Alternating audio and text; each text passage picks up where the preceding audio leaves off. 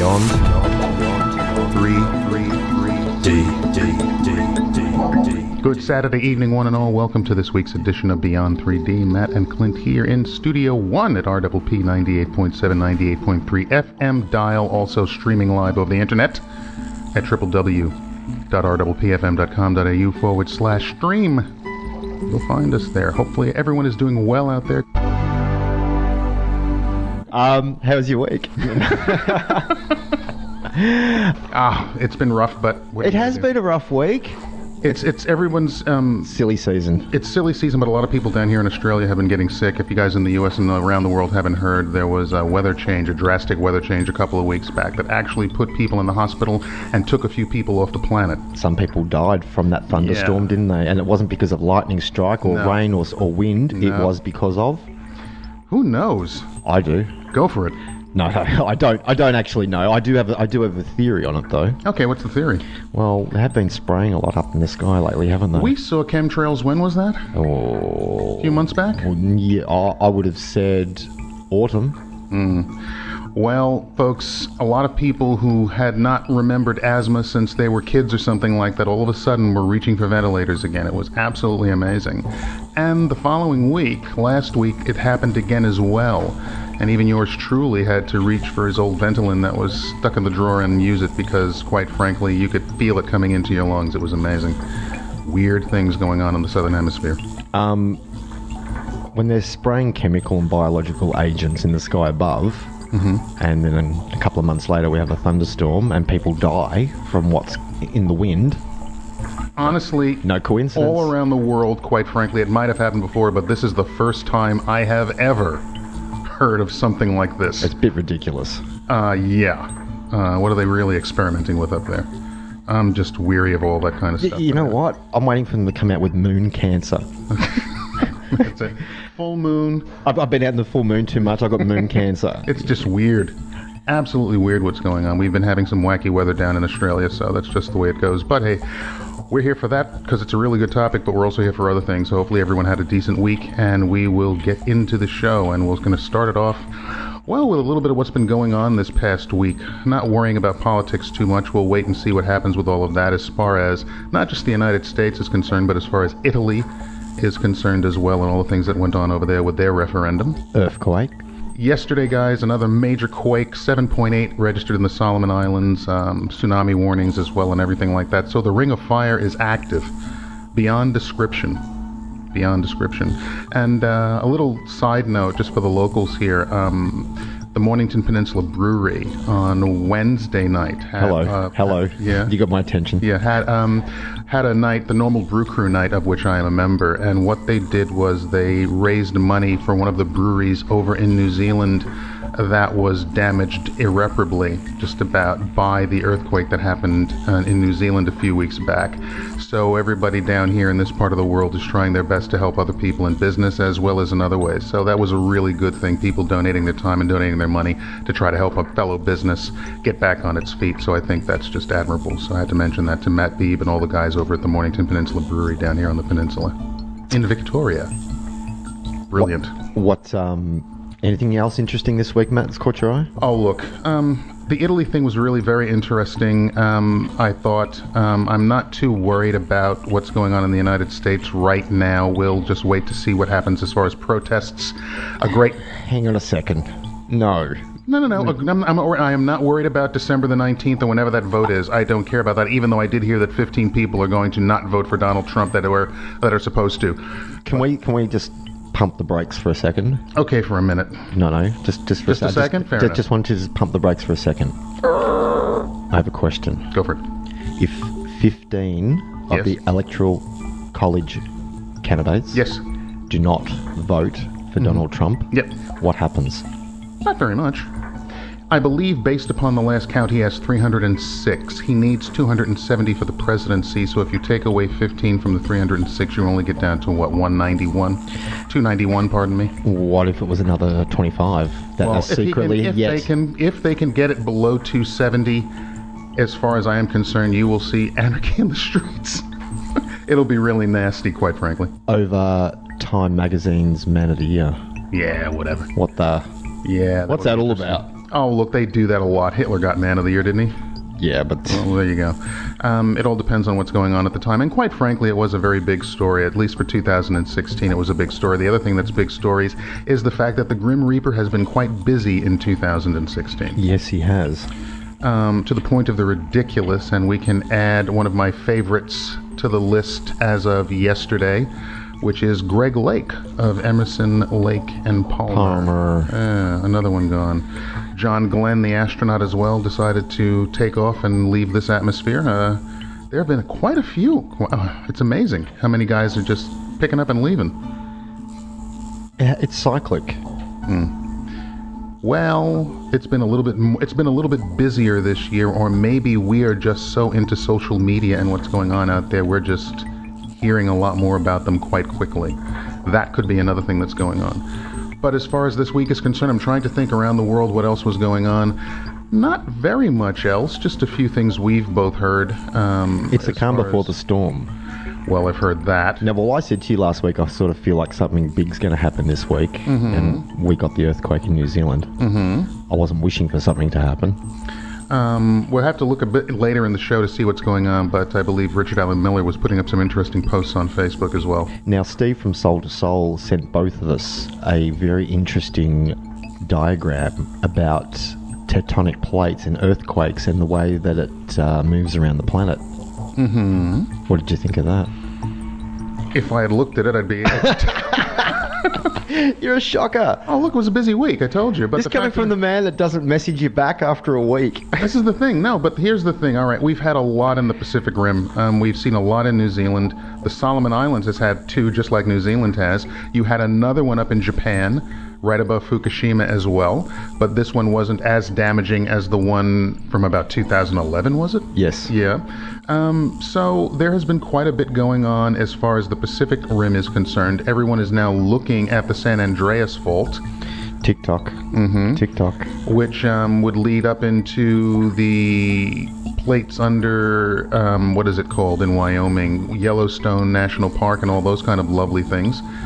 There has been a lot of activity on the Pacific Ocean side. The Atlantic is not basically into as many earthquakes as they are. I mean, though there have been some in Europe and Italy. Italy and not southern Italy, central Italy has suffered quite a bit lately as well. There's a lot going on. The Earth is releasing a lot of energy. But there might be something else that is actually doing that, and that'll have something to do with something we'll talk about in this show. I was thinking yesterday about the fact that the Earth at the moment, with everything that's going on, it's kind of cleaning house and correcting itself, isn't it? Oh, I think so. There's a lot of stuff going on, and karmic consequences are starting to take place, and what better way to solve a bit of karma than a few quakes here and there. Always happens, always will. But... 'tis the way of the world. It's also, this past week was the 75th anniversary of the attack on Pearl Harbor.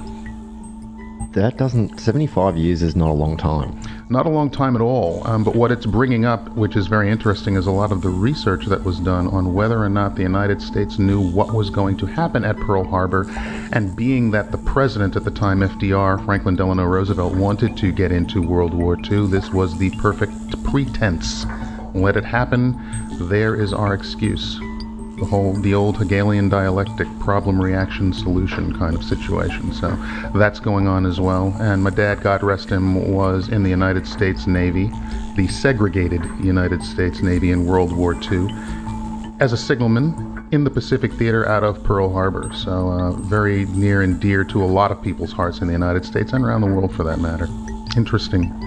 And the Prime Minister of Japan, Abe, was to go to Pearl Harbor, wondering whether or not they were going to apologize, and I really think they have nothing to apologize for. This was war, so to speak. The other thing about it, and people tend to forget this, they always think the United States Pearl Harbor.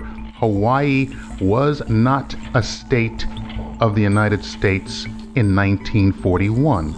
Hawaii officially became a state in the United States in 1949. 1949. Well, Alaska and Hawaii were the last two states to come in. Unless it was 59. But it was 49. Just add another 10. Yeah, but that's the whole point. So it was a territory per se, but not a state. So it was a very big pretense. Isn't China at the moment looking at acquiring some new real estate? Yeah, well, they're building it themselves by just reclaiming oceanfront property and putting some sand and things like that and building little air bases and stuff like that over there. Yeah, they do want to acquire land. I did hear a little while ago that they had their eye on Hawaii. Well, wouldn't surprise me. They've had their eye on a lot of things, and the Japanese have had their eye on a lot of things going back to the World Wars. So the Japanese were going to take Siberia from the Russians, but, what are you going to do? I reckon that they hand it back after about Yeah, tell a me week. about it. Tell me about it. But these were the things that were going on at the time. Yes, there is a lot of political wrangling in the Asian theater, so to speak. But, yeah, we will see. Did Trump not take a phone call from the president of Taiwan this week, and he was not meant to? There was a call that was made, and he did take a call from the president of Taiwan, and that caused a little bit of an uproar in the Chinese government. Right. Yeah. As far as China is concerned, Taiwan is theirs, and they do not recognize it as an independent nation. So that would cause at least a diplomatic row. But they really don't care that much about that kind of stuff. It's posturing more than anything else. We need to take a break, Matt, already. There you go. Catch you on the other side. Beyond 3D. Welcome back this week, everyone, to another edition of Beyond 3D. Yep. Now, this guy, Julian Assange.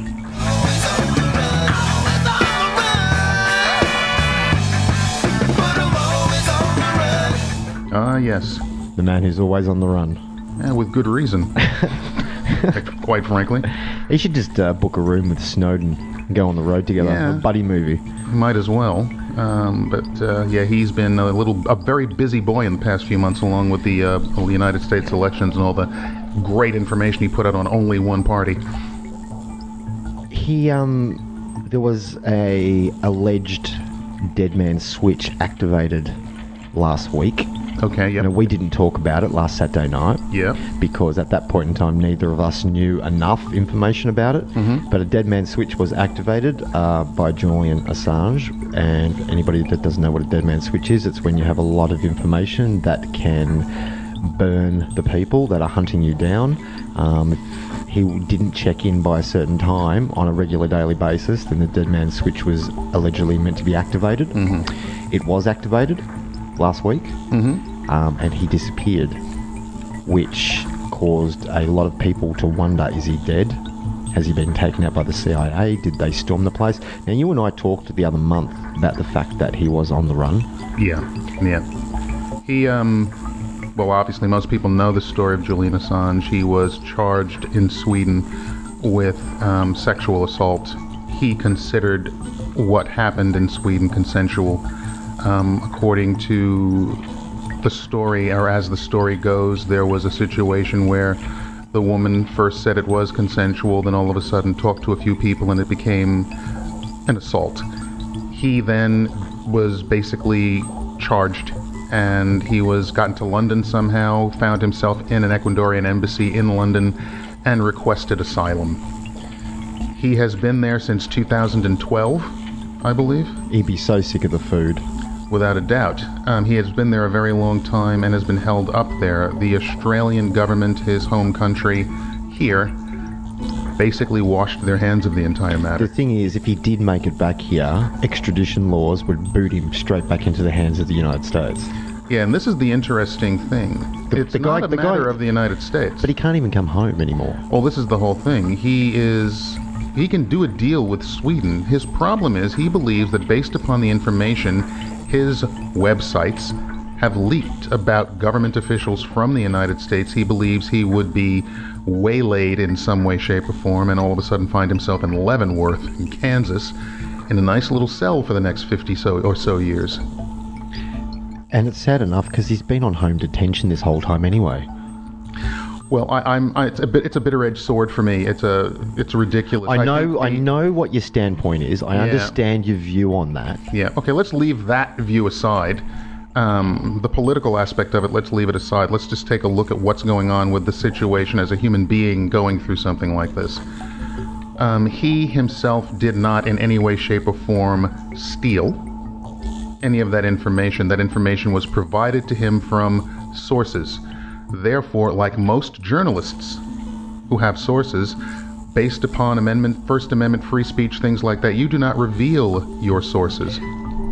I was going to say to you, Trump is trying to shut down the journalistic privileges of protecting one's sources.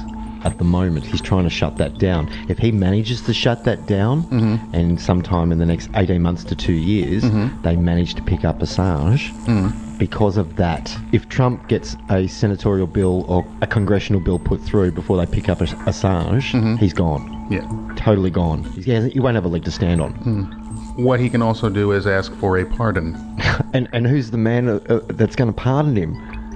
As far as I'm concerned, I really can't see any. You see, they loved, the Republican Party loves the fact that he released information on their foe.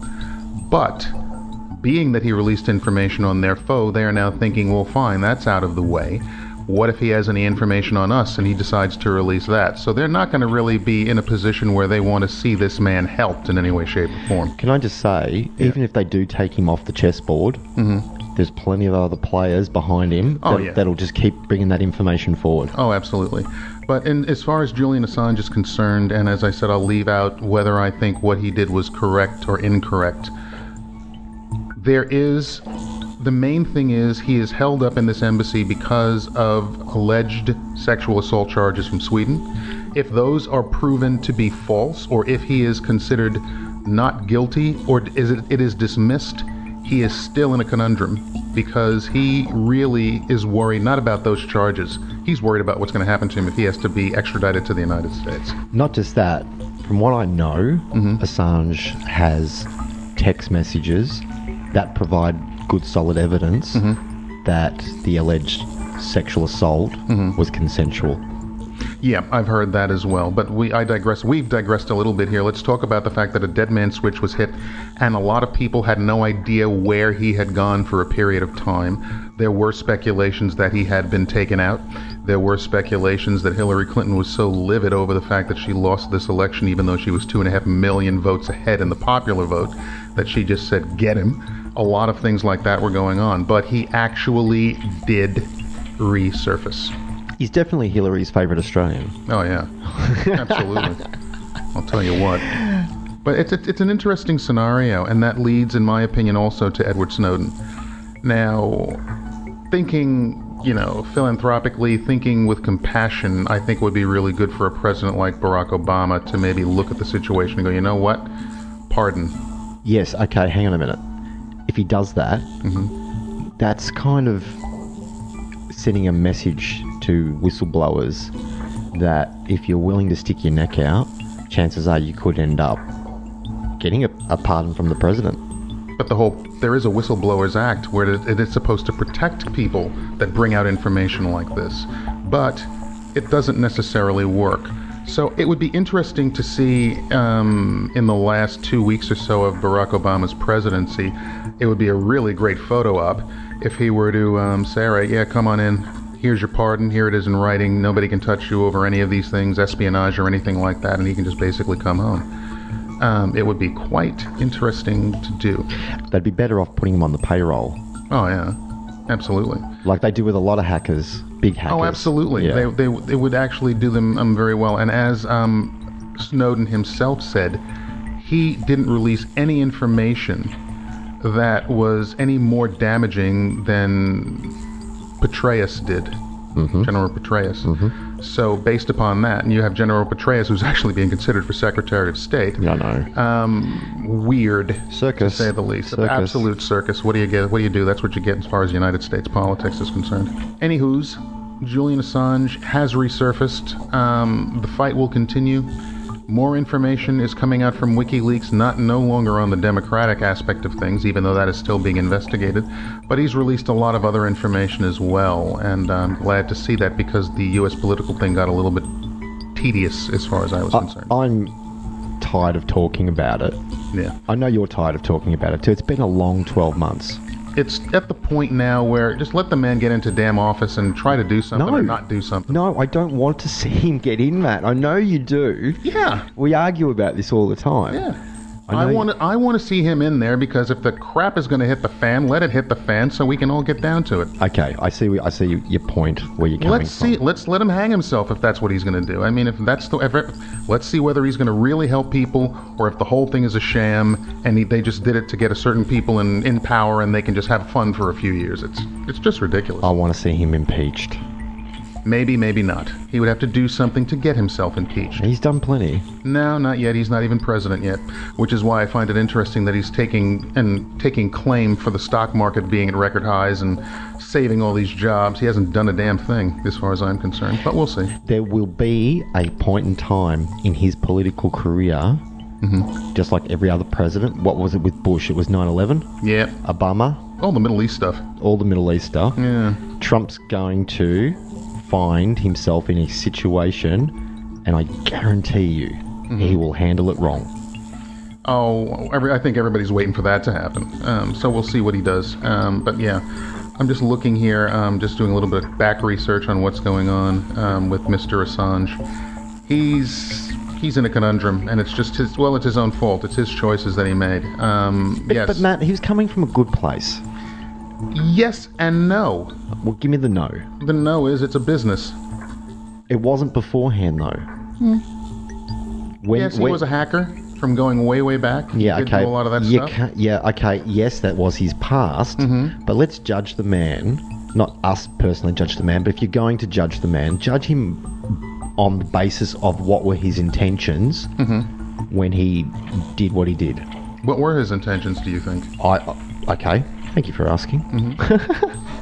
Honestly, I'm trying his intentions, I honestly believe at the point in time, because WikiLeaks wasn't a business at that point in time. It was a free information sharing service of information that, from my perspective, let's look at Stephen Greer, for example, how he talks about the secret space program, the black budgets, all these things that all these special ops programs are doing. Yeah. They're all highly illegal. So he has whistleblowers that come to him. Yes. And he says to those whistleblowers that don't come to him, put your hand up, be brave, speak up, because you cannot be prosecuted because what they're doing is illegal in the first place. Now look at Julian Assange, for example. If information is coming to him and he's sharing it because it's information that's illegal, is he not doing the same thing as what Stephen Greer is by facilitating that kind of information out to everybody who needs to know? Possibly. Thank you. Possibly. I've never seen you lost for words like that before. No, I just, that's, it is what it is. I can't worry about all of that kind of stuff. It just is what it is. We will see what happens. We'll follow it, definitely. But he and Snowden, it's an interesting scenario that is going on. But the fact of the matter is, I think the real reason they are in trouble is because of the way we are today with social media and technology. And it's only going to evolve. Absolutely. Absolutely it will evolve, and we will see what form it takes next and how it will be manipulated.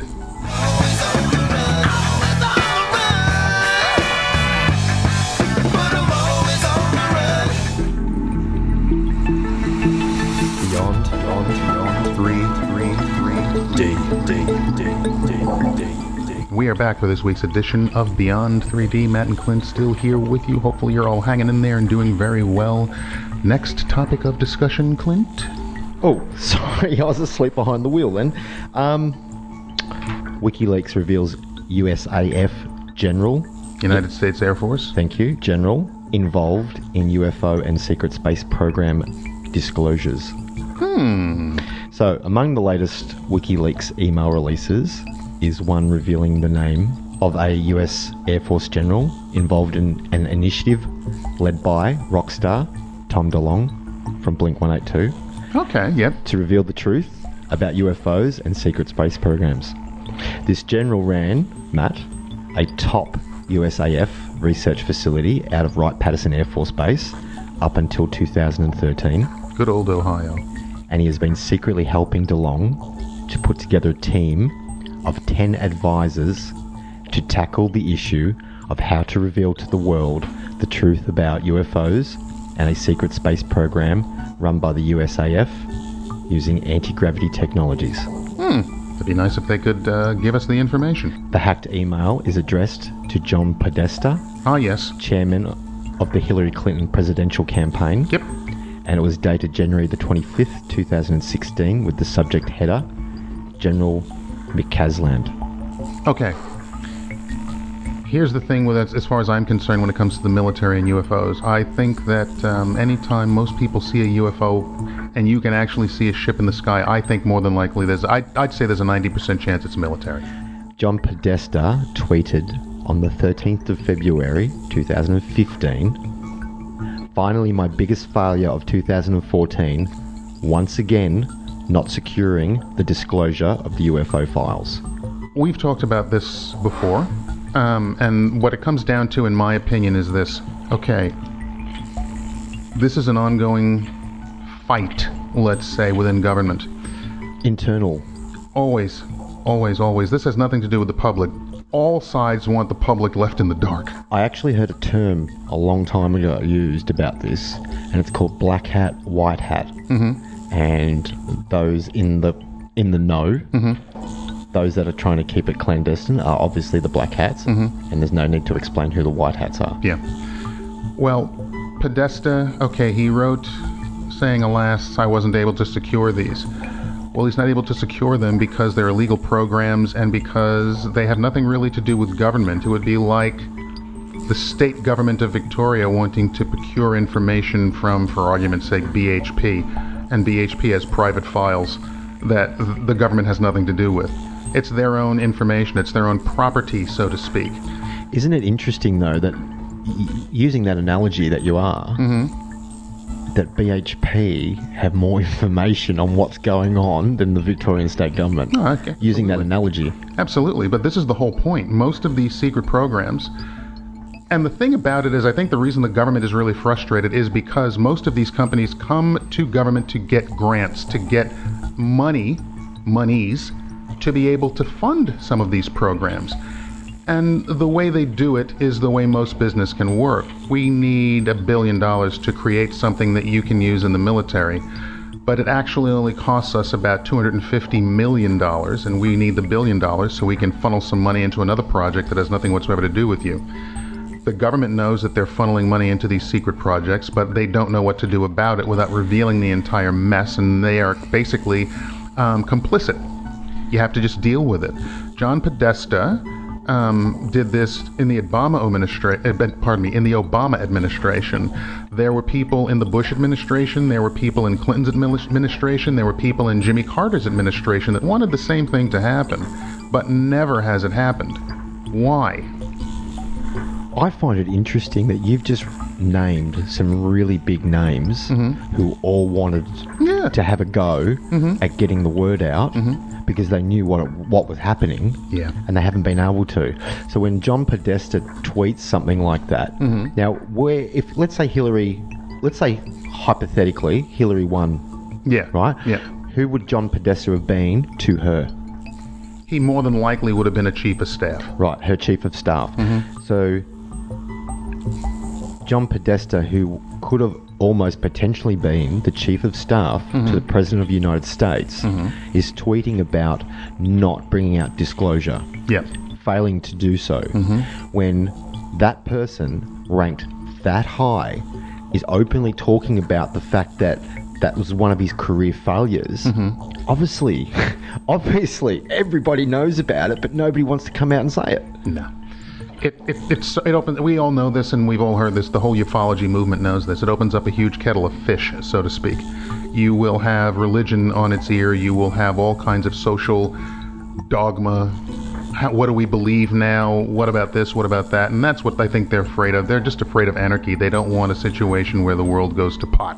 It's really interesting you brought religion into that for a second. I had a unique moment this week where I came across and I had my very first conversation with a member of Jehovah's Witness. You opened the door? No, I did not open the door.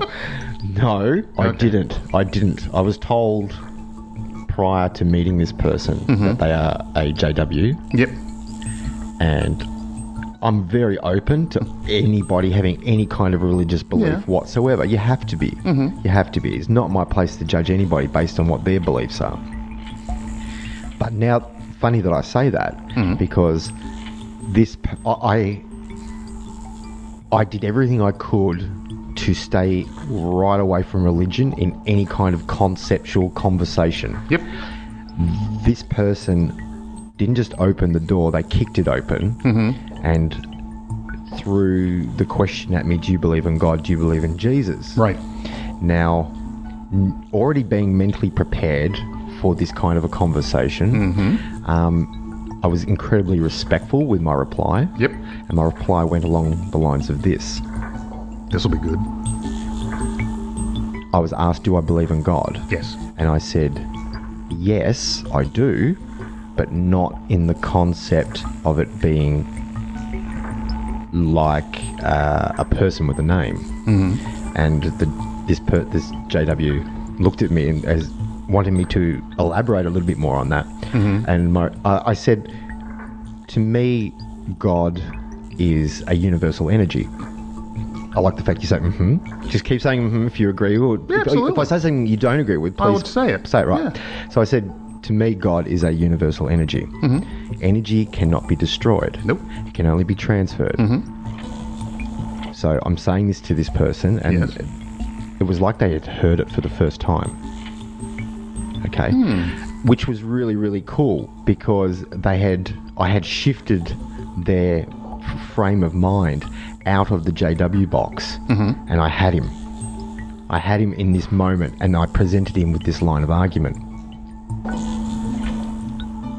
I find it very egotistical to give a human name to a universal energy that spans billions and billions of galaxies, and to conceptualize it, quantify it, weigh it and measure it, pigeonhole it and slap a label on it and give that universal energy a name like Jesus.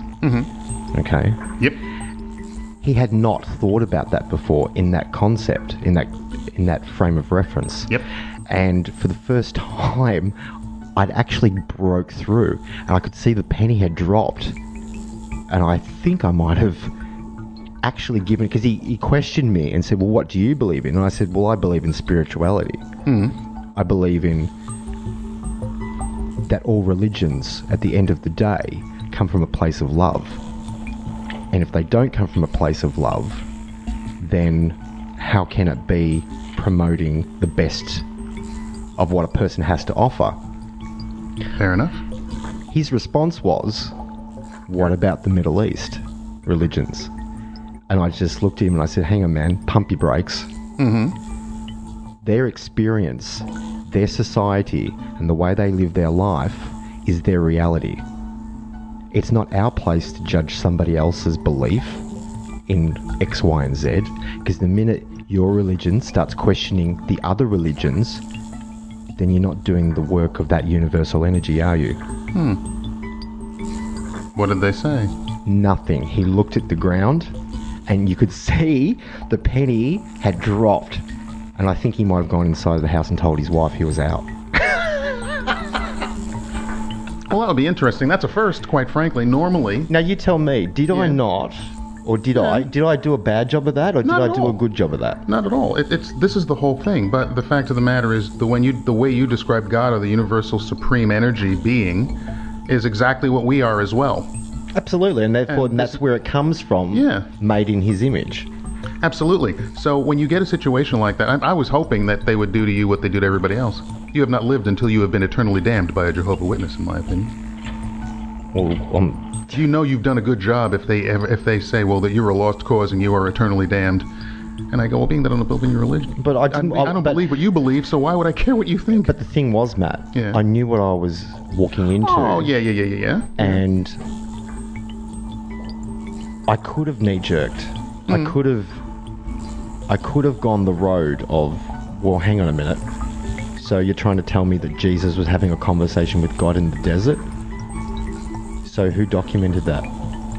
It was just those two sitting there, allegedly according to the Bible. So who wrote that down? Yeah, well... So this is what I put to him. And it was like he'd never even thought of that before. Well, he wouldn't have thought of that before he's a Jehovah Witness, because they have their belief, they have their dogma, they have their structure. And if you are indoctrinated into that structure, that's it. As do the Catholic Church. As does the Catholic Church, as does Islam, as does Hinduism, and all the rest of them. Yep. And so that's what it really comes down to. It's very interesting. At least he thought about it. As I said, usually after they look at me and they go, oh, forget it. And they walk away, you're done. 5 minutes with me and I'll do anybody's head in. Yeah, well, that'll do it. The fact of the matter is, quite frankly, it's fascinating, and I like your concept. And I think when you think about the words you just used and you really break them down, you will find that God is everything and God is nothing, because from the nothing comes everything, which is why in the old Hindu texts, when you asked for something, when God says, I'll give you whatever you want, and you say, I can't think of anything, they give you everything. Because you can't think, because within nothing is everything, so therefore you get it all. You've mentioned that previously many times. Absolutely, because it's a fact. That's just the way the world works. Everything, if you say God is that supreme, that 0 point for the scientists out there in the crowd, or that supreme energy, it contains everything, all possibilities, infinite. Therefore, it is everything. God is everything. Therefore, that's the way it is.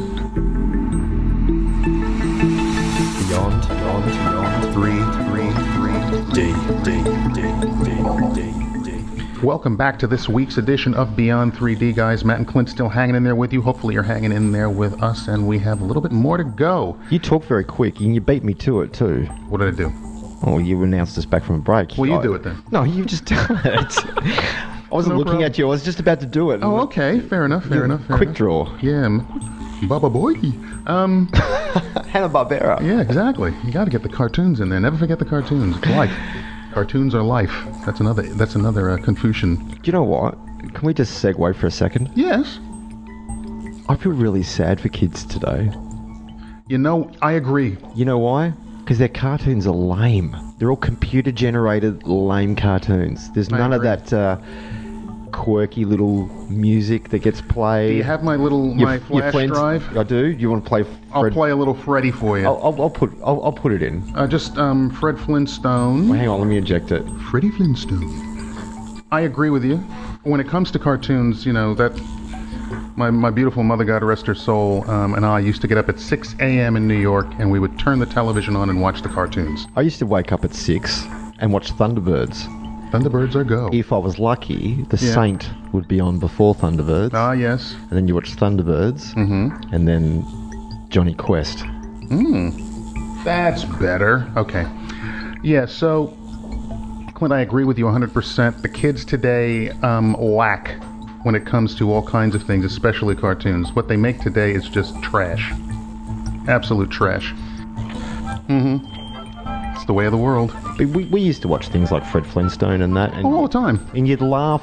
As a kid, you'd laugh because you were constantly watching it. Yep. And you knew all the in-jokes. Yes, you did. I think it was one of the best shows going. 1960s. Wasn't that big of a deal, but it was fun. And you remember that. I mean, you listen to this, and you can see, in your mind, you can see Fred, you can see Barney, you know exactly what they're doing, you know Fred's angry about something. This is the way it was. Or he's about to get fired by Mr. Slate. Yeah, could be that as well, but all the time. Great Gazoo. Oh, I remember the Great Gazoo. Who did that voice? Harvey Korman, who was also in Blazing Saddles. And a lot of people wouldn't know who the Great Gazoo was. Oh, well. We do, that big-headed... It was a little alien. Yes, exactly. Little alien. Exactly. But that's the thing for me. I think it's just an absolute amazement. What we try to do now is this, and this is the best we can do. Get our kids to watch what we used to watch, because all of that stuff is available. Only online. Only online. You can see a few things on things like YouTube, but you can get a little snippet of a Bugs Bunny cartoon. Show them what was going on back then. Most of them will think it's as lame as you can, but that's the way it is. But as far as I am concerned, the stuff I love to listen to, and I always can see Fred Flintstone storming out of the room with... It's gold. And that to me is, those are the things you remember. You hear the music when you watch these cartoons, and the music gave you cues. It did. It triggered your mind. That's the power music can have. It's amazing. And not to mention, when you look at Warner Brothers and at Rabbit Season, Duck Season. Oh, yes. Just classics. What's Opera Doc? All the good stuff like that most people, well, the guys our age will know. Yikes and Away. Oh, God. There's too many of them. Hassan Chop. Good old Hassan Chop with Bugs Bunny and Daffy Duck.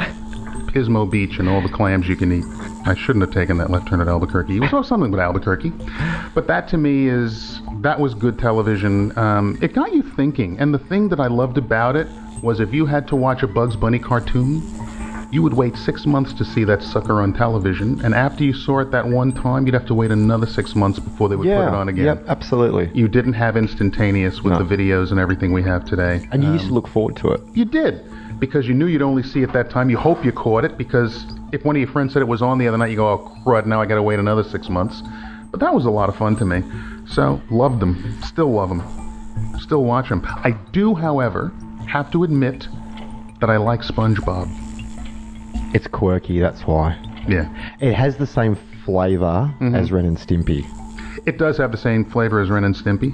But Ren and Stimpy was a little too vulgar in a sense. How did we get on the cartoons tonight? I don't know. It's just fun. Beyond 3. Antarctica. Antarctica. Let's get back on track. Yeah, okay. Well, Antarctica, it's a conundrum. It's an enigma wrapped in a riddle. It is one of those places that you can see a little bit of things from the surface. We down here have the privilege of taking Qantas Airlines, and if you want to, you can do a little flight over the continent, so to speak, with champagne and things like that. But there are supposedly and allegedly a lot of nefarious things that could be going on under the so-called ice in Antarctica. Now, it's come out as factual that a German fleet went down there. Yes. It's come out recently as factual that Buzz Aldrin was down there. Yes. It's come out as factual that he was airlifted home in a hurry. Yes. It's come out as factual that Obama has been down there. Oh, yes, that was interesting. It's come out as factual that John Kerry, the Secretary of State, was also down there. I had his name on the tip of my tongue. Quick Draw Adams. That's it. So yeah, there have been a lot of so-called higher or upper echelon people in governments from around the world also. All of a sudden, in the last few years, going and making sure they've visited the so-called seventh continent. But depending on who you talk to, it exists, but it doesn't exist. It is sheets of ice, or it is not sheets of ice. There's been plenty of Google images that show nice big caverns down there that you can fly a very large ship into and not even touch the sides. We should probably, it'll be hard for us, but we should probably try to find these two ladies. There were two ladies from Australia that went down there and were going toward the South Pole and ran into, in the middle of nowhere, in a blizzard, an army squadron that basically told them turn around and go back. Maybe they were getting too close to something they weren't supposed to see. There's a lot of things that are going on down there. Most people have heard of McMurdo, the air base down in the Antarctic. There are other bases, including the Russian base, which is above Lake Vostok, which is supposedly the size of, and I'll put up pictures, the size of Lake Ontario, one of the Great Lakes between the United States. That's a big lake. Yeah, and it's buried under about 2.5 to 3 miles of ice. 3,500 plus species have just been discovered in Lake Vostok. There you go. And that has nothing to do with why President Obama was down there. That's totally different. Well, a lot of that has to do with, I guess it was 1947, 1949, when the Third Reich allegedly went to, what was it called? I'm looking New at it. Schwabenland, they called it. Say it again. New Schwabenland. That was going to be the home for the Third Reich and their new Aryan race, allegedly. But when they got there, what they found was there were already beings there, allegedly, and those beings shared some of their technologies with them. So when a certain admiral, U.S. Navy admiral in 1947, had to go down there, allegedly on an exploratory mission, he made some very interesting discoveries. Now, everybody can talk about, what was it, Operation... Deep freeze? Was there an Operation Deep Freeze too? Sorry, high jump. Operation High Jump, that was it. Everyone talks about that and the 4,000 manned fleet that went to the Antarctic waters. High jump was 1946 to 1947. Okay. Deep freeze was 1955 to 56. Okay. Sorry, I got those two mixed up. No problems. There was a lot of information that was gathered during those times. Now, according to researchers, what happened when the United States fleet went down there is they were half wiped out and sent, back with their tail between their legs. And Admiral Byrd had to make reports about what he had seen. I don't think that is as important as what he actually found when he took his reconnaissance flights over the continent. Share it with everybody, Matt. Well, when he went there, most people look at Antarctica and they see ice. They see the ice, the sheets of ice everywhere. You think of penguins, another Bugs Bunny cartoon.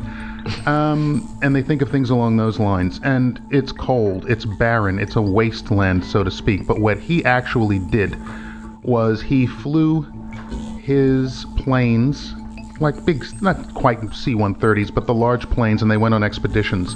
And what they found was the closer they got to the so-called pole, they didn't find that it was barren and ice and cold. They actually found vegetation. They actually found green vegetation. They actually found forests. They actually found other things. Dr. Richard Alan Miller, who we've had on last year many times, we'll get him. I want to get him back before the year's out. Do you reckon we could call him next week? We could try. We'll try and get the great man on. He has mentioned many times before that he worked on a project about bioluminescent funguses and moss that would that he had to research for the army at the time to put in caverns to illuminate the dark.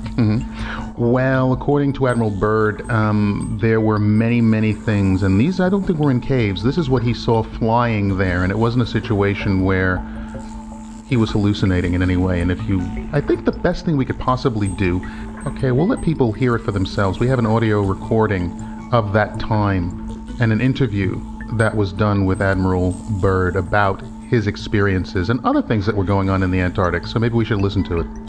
I can't wait. Hit it, Matt. Let's go. Beyond 3 D. What was the reason behind Obama's secret trip to Antarctica? What was the reason for CIA Director James Clapper's simultaneous visit to Australia? Why did Russia's top religious leader go to Antarctica? There has been a virtual media blackout about these highly unusual trips made by officials in Russia and the US. There are a couple of sources that cited Obama traveled to the southern tip of Argentina before crossing the Drake Passage to Antarctica. Indeed, Obama's secret trip comes at a highly unusual time. It follows on the heels of a visit by Patriarch Kirill of Russia. Kirill met with Pope Francis in Havana, Cuba, less than 1 week before he departed for Antarctica. Media sources described the meeting between the two religious leaders as urgent. Nothing like this has happened since the 1054 AD schism that separated Eastern Orthodoxy and Roman Catholicism. Why an urgent meeting between these leaders was called after a millennium of never meeting with one another is a mystery. The mainstream media reported that the meeting between Francis and Kirill was meant to condemn persecution of Christians around the world and to foster ecumenical dialogue. But again, it comes at an unusual time, because 4 days after this meeting, Kirill arrived in Antarctica and performed a religious ceremony blessing the land and water surrounding the continent. He praised the barren lands of Antarctica as, quote, a model of an ideal humanity. Kyril also said the following, quote, Antarctica is the only place where there are no weapons, no military activity, there are no scientific studies focused on the emergence of a new means of destruction. It is a perfect image of humanity and a testimony to the fact that people can live like this. No borders, no weapons, no hostile competition, that they can cooperate and feel as members of one family, unquote. The reason I find Obama and Russian visits to Antarctica very strange is the following. There was another country, another regime, that visited Antarctica just before a Great World War started. The Nazis led an expedition of 33 members, including scientists, to Antarctica, just before the start of World War II in September 1939. Their expedition to New Swabia lasted from December 1938 to February 1939. It is known that the Nazis took thousands of photos using airplanes during this expedition.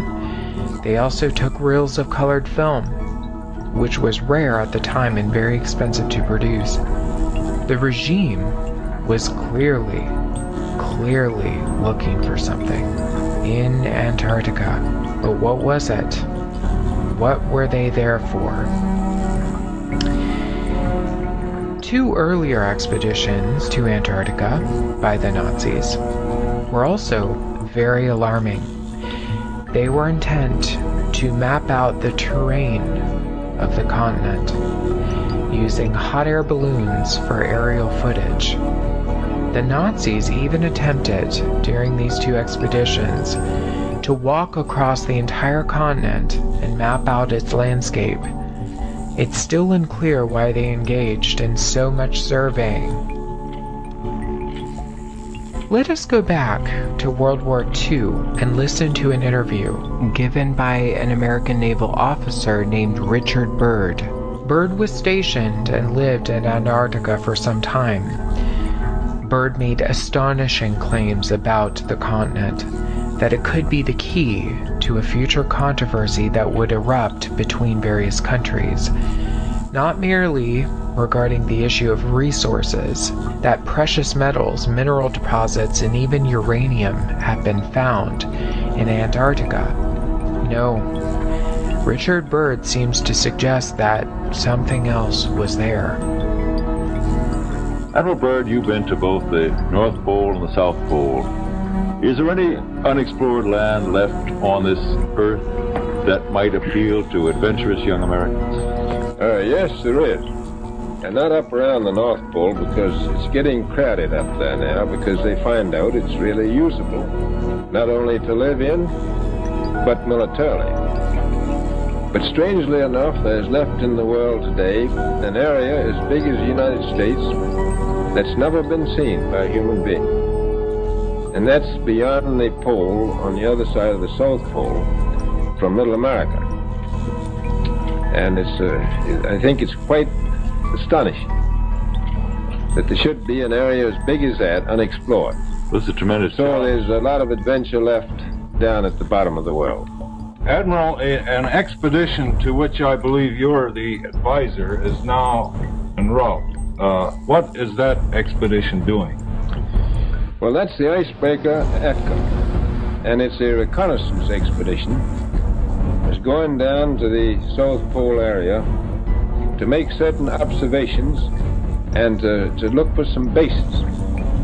They will be back in April, and they will report back, and upon the information we get from that undertaking, we will base the bigger expedition that's to follow. Is that very definitely planned, or is that... That is being planned right now. So I'm willing to say to you that there will be a number of expeditions that will follow, I think, year after year. Richard Byrd verified that Antarctica wasn't about resources, but rather that the Nazis had established secret bases for some reason. Perhaps they were protecting something. Operation High Jump, coordinated by Byrd, which included US, Russian, Australian, and British forces, was meant to close in on the Nazis' strange operations in Antarctica. The logo for the Nazis' third expedition to Antarctica shows that they were interested in a particular portion of the continent called New Swabia. You can see on this emblem that there were lines drawn to bring your attention to an exact coordinate, ending on a particular target. Perhaps the Nazis were hiding a secret in plain sight, that they had located something. Were they pointing us, perhaps, to a hole that existed into the earth? A pathway into the center of a hollow earth. There is evidence to suggest that the Nazis believed in the hollow earth and held to an understanding that perhaps there was a passageway to the other side. While hollow earth is not a popular idea these days, it was during World War II. In fact, it was suggested that most of the top Nazi officials believed in a hollow earth concept. Many within Nazi pop culture also believed in a hollow earth, including German writer Karl Neupert. In the book called Between Science and Fiction, The Hollow Earth as Concept and Conceit, the author documents that Neupert began what appeared to be a cult following of hollow earth believers in Germany at the time. The idea was that the earth was shaped like an eyeball, a portal leading into it where the North Pole is located, and another portal leading into it where the South Pole is located. The inner portion of the earth is hollow. Likewise, the eye has an entry where blood is pumped into it, but the actual eye globe is hollow, filled with a substance called vitreous humor to protect it. Toward the end of the eye, a lens is located that resembles a mass of land in an ocean. At the center of this landmass is another hole, the pupil. The strange resemblance between hollow earth and a human eyeball is unmistakable. Antarctica was a point of entry into the very pupil of the earth. Interestingly, many Christians throughout history have held to a view of a hollow earth without realizing it. That's because for many centuries, Christians have viewed hell as a place underneath the crust of the earth, a place of fiery torment where condemned souls go. The Nazis, however, believe the opposite, that perhaps this place inside the earth was not for condemned souls, but a place where the master race, their ancestors, dwelled. Nazi belief in the location of the master race was based on a New Age theosophist who had a profound influence on their philosophy and esotericism. Helena Blavatsky suggested that inner earth was not the place of hell, but a place where the master race lived. Admiral Richard Byrd is arguably one of the most controversial voices on the subject of hollow earth. The truth is that Byrd organized a mission called Operation High Jump to stop Nazi ambitions in Antarctica even after World War II had ended. It was officially classified as a reconnaissance mission, yet several members of Operation High Jump died mysteriously. Admiral, you make it sound a little crowded. Are there that many expeditions now there or en route there? Well, you know, as I said, it's the most peaceful place in the world, but I don't think it will be for long because of this intense interest on the part of other nations and this nation. This latest expedition now on the way is a government expedition, I take it. Yes, that's the government. I tell you one reason they're interested. It's by far the most valuable, important place left in the world for science. That's why the scientific groups all over the nation are really interested. But more important than that, it has to do with the future of the nation. those to come after us, or even during your lifetime. The United States was on a mission to find whatever the Nazis hid in Antarctica. Shortly after Operation High Jump was completed, the United States began to promote the idea that the Earth was a solid ball with maybe a small core of magma, no entry or exit into the inner Earth, no settlements or secret bases underground, no potential escape for the Nazis. This idea came into full force using the US's newly created NASA. Byrd, who had begun to speak out about Hollow Earth towards the end of his life, died approximately 1 year before NASA was launched by the US. Certainly, if this was merely a Nazi claim, with no other substantiating commentary or research, then we could just simply disregard it. But it is a fact that Hollow Earth maps have been drawn for centuries. Famous members of the Illuminati, including Edgar Allan Poe and Jules Verne, alluded to Hollow Earth in their writings, that there was a world underneath the crust that we stand on.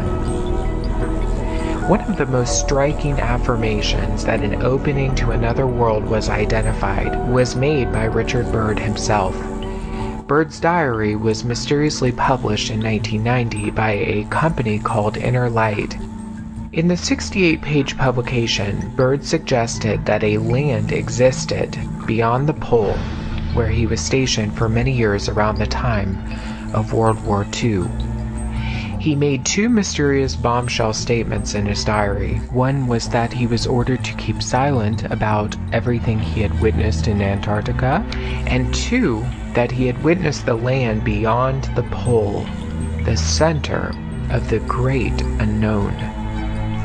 Let us not forget that thousands of top-secret scientists in Germany seemed to disappear overnight at the end of the war. Some people believe that they escaped to the United States in something called Operation Paperclip, but some others are a bit more suspicious, thinking that perhaps these scientists made a quick exit off of the face of the world, literally, to the hollow reaches of the Earth, perhaps into the very inner quarters and to the location where another race of beings dwell. Beyond 333D. Welcome back this week. Cool. You go. You can say it again. Welcome back this week to another edition of Beyond 3D, and that was Admiral Byrd talking about Antarctica, Matt. I love that. That was great. Yeah, and the thing about it is, the things that were seen, the things that he went through, and when you listen to it, what you find, you can hear it in his voice, there's a cover-up going on. There's certain information that cannot be released. When is there not a cover-up? Of course there's a... Yeah, all right, but... We wouldn't have a show. We wouldn't have a show if there wasn't a cover-up going on. Yeah, that's true. But here's the thing. The fact that you go down to a place that is supposedly barren, a frozen wasteland, you could not possibly survive there, yet vegetation, animal life, and not just any animal life, mastodons. So when you get this kind of information coming out, you go, wait a minute, this is totally, for lack of a better term, a polar opposite of what most people know about. When you bring this kind of stuff up, well, you can figure it out. When you bring up the fact that they were seeing mastodons, woolly mammoths, these kind of things in Antarctica, and this is not something from the prehistoric past. You were seeing it with your physical eyes. This is in the mid to late 40s. Yes. Yep. You're seeing the stuff with your physical eyes. You start to say, what is actually going on?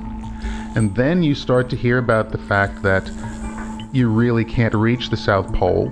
Maybe it exists, maybe it does not. Maybe it is like, and they describe it as an eyeball. Thank you for saying that. I was ready for you to say flat Earth, and I was going to throw something at you. No. In the video, they talk about it a little bit. My coffee mug is empty. So. Good. But this is the whole thing, and you can go in at one point and you can go out at one point, and almost like it's domed. Just like you can see domes on the moon. Imagine if you could go in at one point and come out in the Arctic. something tells me that a few people in the military know that something like that is possible, and they just don't want anyone else to really know about it. And if they can find out what's going on down in Lake Vostok as well, and then you add in the fact that they even went back in the video and talked about the fact that the explorers in around 1400 or something were mapping the Antarctic coastline with absolute precision, and it didn't look like a barren, frozen wasteland at all. There's something else going on there. Add in then that the Nazis and Hitler decided they wanted to go down there and really explore it and study it and had a base there. Now, you could not get a continent any further away from Germany than Antarctica. So they would technically have to cross waters, territorial water, enemy territorial waters to get down there. It's a big risk to take. We can do some more research, but I believe, how did they say Hitler got out? They had the whole bunker thing, and you had a double. They got out through Denmark. Okay. And they went down from Denmark, got in the submarines, and just passed all the way through along the African coast. Cape Horn. Well, more than likely the Cape of Good Hope. I got to look at my maps again. But went over towards South America. But you would come in on the eastern side of South America, the Brazilian side. You have heard a lot of stories about the German and the Nazis being in Brazil. You've also heard a lot about them being in Argentina. I've heard a lot about Hitler retiring in Argentina. Yeah. Now, they could have just dropped him off. Now, here's the whole thing. So you have all of this going on. You then get other ships that are coming the other way. You now have the Japanese, which were their allies during World War II. Therefore, you can start looking at passages coming from the Asian side of things. Once you get down to Patagonia, Chile, and what have you in South America, you're a hop, skip, and a jump away. Send your expeditions down, do the work you have to do. And hook up with an alleged race that can benefit your cause. Absolutely. Well, you'll just say, well, look, we'll acquiesce, help us out. We can work something out. So it's a fascinating study, Antarctica. We're lucky, being that we're in Australia, there are things we can do to actually see if we can get down there.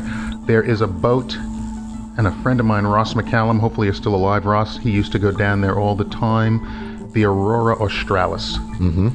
And it is an expedition boat that goes to Antarctica all the time and hits the bases and things like that. And there are people down here that we know that have been to that continent and can do a little bit of exploring. But you can only do a little bit. There are certain things that are cordoned off and you're not allowed to go to and see. And if you go to certain areas, you basically are taking your life in your hands because you have military people that will not hesitate to shoot you. Not just that, tyranny of distance across an ice shelf. You'd need to take the supplies and that to explore properly, and you just can't. And isn't it interesting how, as far when you get down to that area, the magnetic structure is totally different to the point where compasses don't even work. Well, that would suit maybe whatever's down there. I would think so. I would think so quite well.